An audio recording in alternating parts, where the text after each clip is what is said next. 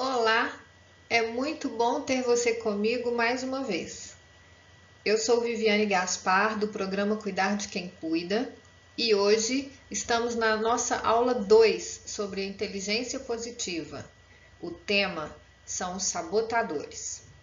E para você que está assistindo a primeira vez agora, fique tranquilo que vamos fazer uma breve recapitulação da aula 1, que também está disponível no nosso canal do YouTube e na nossa página do Facebook. Fique à vontade para rever essa aula se for o seu desejo. Bom, o mais importante agora é reforçar que esse conteúdo que a gente está ofertando gratuitamente para você faz parte do nosso conteúdo do programa online Cuidar de Quem Cuida, um programa elaborado especialmente para você, profissional da saúde. Por quê? Com o objetivo de fortalecer em você o orgulho de si e da sua missão, porque você merece. Juntos, vamos transformar a arte de servir e cuidar, e eu estou comprometida com isso. Recapitulando o tema da aula 1, onde a gente explicou com mais detalhes o que é a inteligência positiva, que é um indicador do percentual do tempo que a sua mente age em seu próprio benefício.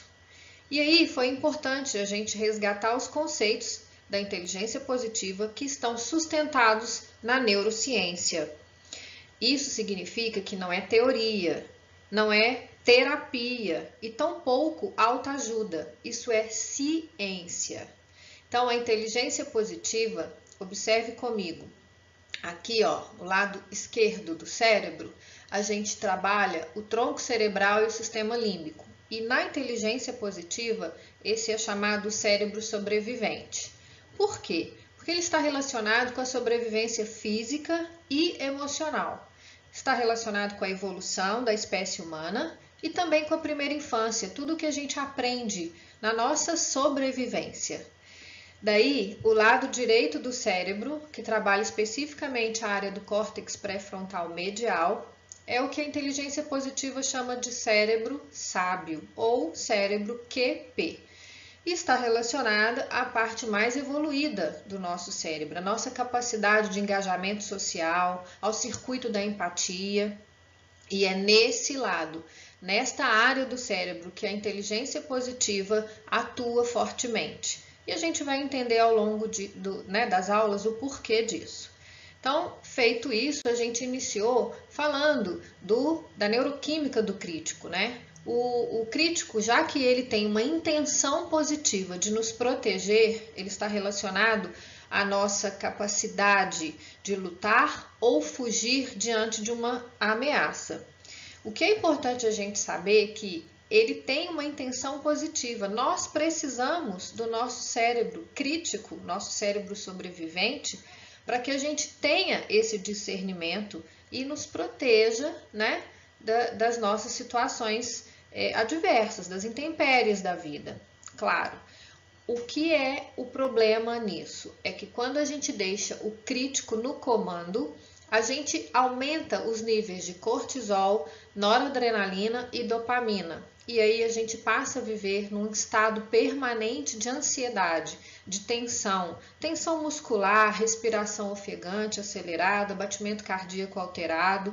E esses sintomas, né, essa realidade faz com que a gente tenha um dia cada vez mais pesado, um sentimento de exaustão, de cansaço permanente. Então, observe você, profissional da saúde, no seu dia a dia, o quanto disso é real para você. Entendendo um pouco mais, a gente vai explorar os sabotadores. Os sabotadores, eles são, vamos dizer, a interpretação que a gente dá, né, para cada situação. Como foi algo que a gente aprendeu na nossa sobrevivência, está vinculado ao nosso ambiente. Sim, aquilo que a gente aprendeu na primeira infância, aquilo que vem com a gente da nossa evolução da espécie.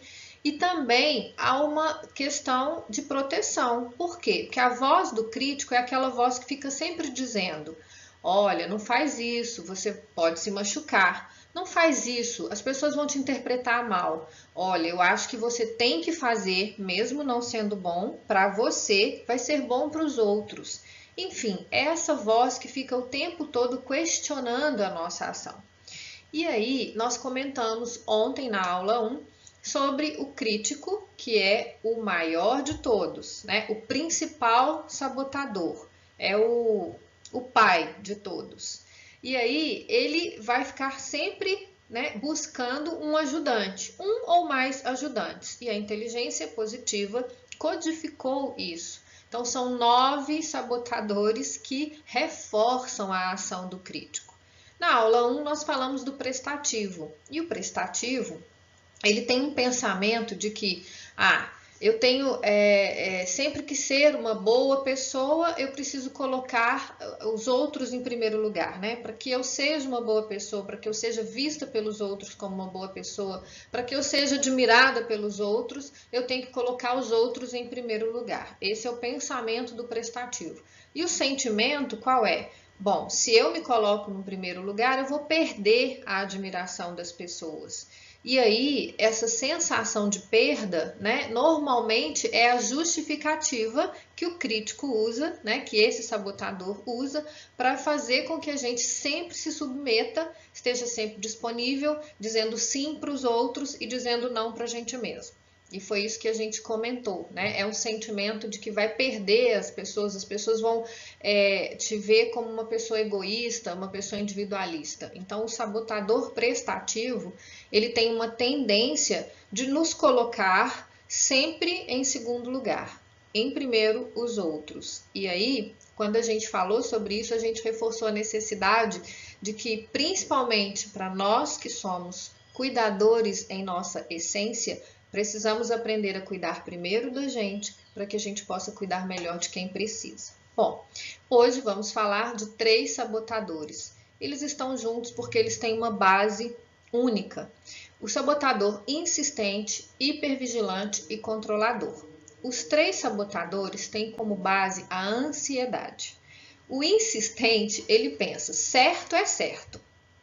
É aquela pessoa tão perfeccionista que às vezes ela procrastina, adia, né? Deixa de fazer as coisas porque nunca tá bom, nunca é suficiente. A insistência pelo perfeccionismo, a busca permanente pela perfeição, traz um pensamento de que é autoexigente consigo e com os outros. Então o pensamento é: preciso ser o melhor em tudo sempre. E qual que é o sentimento decorrente disso? Um sentimento de frustração quando não consegue, quando as coisas não saem no alto padrão, né, de exigência que a pessoa tem. E ainda acima disso, né, junto com isso, melhor dizendo, ainda tem raiva, tem, vamos dizer assim, uma decepção, uma raiva quando as coisas fogem, né, do controle. Essa decepção consigo, porque está sempre buscando ser perfeito, quando não consegue, se sente decepcionado, frustrado. E além disso, a desordem, a falta de uma organização, né, seja uma organização física, um método que a pessoa estabelece, normalmente uma pessoa muito criteriosa. Quando você encontra um ambiente ou outra pessoa que não tem o mesmo nível de organização e tal, esse sentimento aparece, um sentimento de irritação, de impaciência. Além disso, a gente tem o hipervigilante. O hipervigilante, ele também tem ansiedade como base. Por quê? Porque é o sabotador que mantém, né, aquela atitude de estar sempre pensando qual que vai ser a próxima coisa ruim que vai acontecer. Ou, olha, eu preciso estar o tempo todo, né, atento. Por quê? Porque alguma coisa vai dar errado, então eu preciso me preparar. São pensamentos que sustentam um alto grau de ansiedade. E qual que é o sentimento que vem decorrente disso? Um sentimento, de novo, de frustração, né? Por quê? Porque a falta de controle nisso, ou seja, não existe, a pessoa não relaxa nunca, né? Ela está sempre vigilante, uma vigilância permanente. Então é um sentimento de cansaço também, de exaustão, porque não pode relaxar. Está sempre preocupado, alguma coisa vai dar errado, alguma coisa, ou não, eu tenho que fazer isso 100% do tempo, porque não pode dar errado. Então observa como que o hipervigilante ajuda o insistente. Normalmente eles caminham juntos, né? Então agora já não são mais só dois, só um sabotador, são 2, né? E aí tem o controlador. que não, se não fosse suficiente, o controlador, que também tem a sua base na ansiedade, ele tem um pensamento de que, eu preciso controlar, eu preciso estar no controle ou fora do controle. Então ele trabalha nos dois extremos. Quando explode, né, é o sentimento de impaciência, de intolerância, é por quê? Porque saiu do controle. Então, são pessoas naturalmente também frustradas, porque com certeza a gente não tem controle sobre tudo que nos acontece, e aí vive mergulhado na frustração, mas mais importante do que isso, mergulhado na intolerância e na impaciência com as pessoas, com as situações. Por quê? Porque foge do controle. Agora, imagina isso no ambiente da saúde. Vamos pensar no ambiente da assistência independente, né? A gente pode falar de pronto-socorro, de internação, de bloco cirúrgico, de UTI, CTI.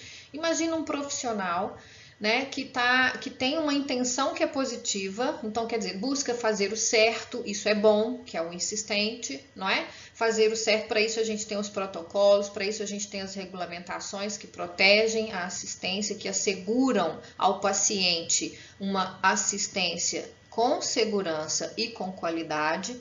Tudo certo até aí. A questão é em que nível está essa insistência? Né? Aquele nível de perfeccionismo que aí a pessoa deixa de fazer o que tem que ser feito porque tem medo de errar, né? Ela não consegue lidar com isso, ou ela faz, mas faz naquele nível de exigência tão alto que muitas das vezes acontece uma falha porque outras questões, outros detalhes não foram percebidos. Além disso, vamos pensar no hipervigilante, né? Um ambiente de pronto-socorro, um ambiente de UTI, o bloco cirúrgico, imagina o nível de vigilância que o profissional tem que ter. E é alto, e tá certo, tem que ter mesmo. Mas em que momento essa vigilância é saudável e em que momento ela está suportando o excesso, né? Ela está em nível superior. É importante a gente resgatar isso. Avalie um pouco melhor. E o controlador, a gente não precisa nem reforçar. A própria denominação dele já traz para a gente.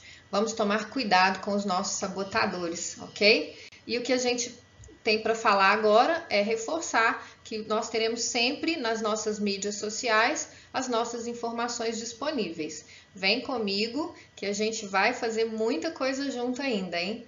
Acione as nossas mídias, comente a aula, compartilhe se você gostou e eu te espero na próxima aula. Forte abraço!